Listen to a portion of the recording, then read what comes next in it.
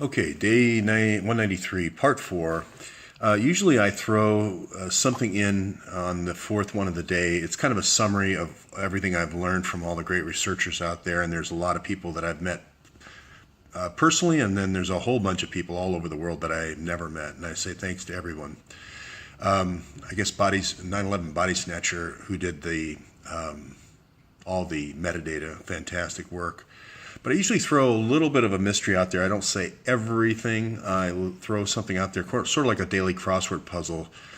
And you'll notice today I've been talking a lot about Anthony Weiner. And up until yesterday, I really couldn't introduce Anthony Weiner as a key player because he was being derided as, this weird sexting guy and so forth. And all that's just a cover.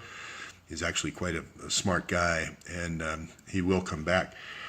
And I know how unbelievable that sounds, but until Comey yesterday explains that the system of doing the BlackBerry linking to the desktops and the BlackBerry Enterprise server, I really can't introduce Weiner as the guy who actually masterminded the whole thing, or not masterminded, but implemented it for Chuck Schumer. So what I'll do is, as I review the information, I'll present information like this, like Anthony Weiner's trusted staff, and then I'll say, are they the Awan brothers? Well, everyone thinks of trusted staff as 2010. Okay, Hillary is sending this to Huma. Okay, Huma's obviously married to Anthony Weiner, and so how did these people get to be his trusted staff in 2010? That's the first question. Well, guess who was a congressman from 1999 to 2011, served 12 years in the House of Representatives? Anthony Weiner. Where was he a congressman? Well, he was a congressman in Brooklyn. Whose district was that before he became a senator?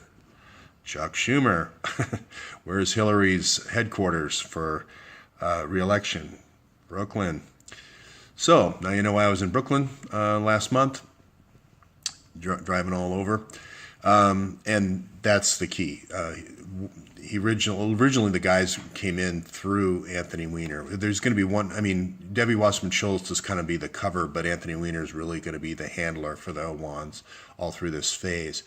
And again, impossible to introduce that as of yesterday. When Comey lays in the 12 feet of concrete support to the case, then now you're in a position to actually show who Anthony Weiner's role in this.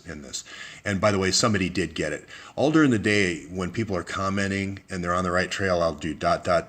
Sometimes I'll just come out and say it, but if it's kind of the puzzle of the day, I'll do ... like breadcrumbs, because I want people to go through the comments and read the comments and learn from other people, because then your comments are going to be better.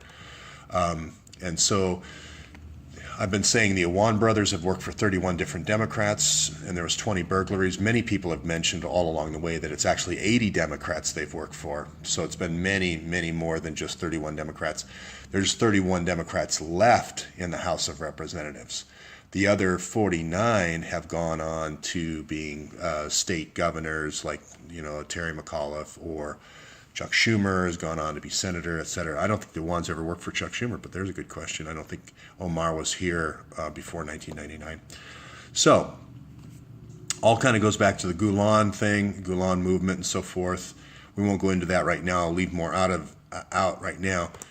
But I just wanted to say, nope, this is not Anthony Weiner. This is the real Anthony Weiner. Ehud Barak, being the key guy who recruited him as an operative. And, I don't want to take away from Anthony Weiner's great career.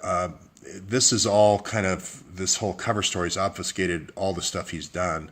Now, I'm not saying I completely politically would agree with him, but he did a lot for healthcare and so forth. Now, was all that to create a targeting system for deplorables for Hillary? I don't know. I hope not. But if it was, then that's pretty terrible. So a lot of times in these things, you just don't know.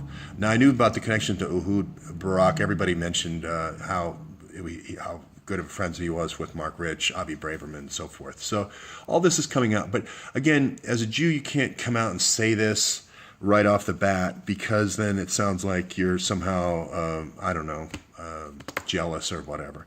So I'm just bringing it out slowly and respectfully, because I do think he did some good things for New York and Brooklyn. Okay, that's the wrap up. Thank you to Andre Taggart for going to the Daily Caller. I I really encourage you to do that. I really do think that this is a crisis point in the United States history, and I do think every once in a while it comes down to one person stepping up and making a very brave decision. So that's it for today.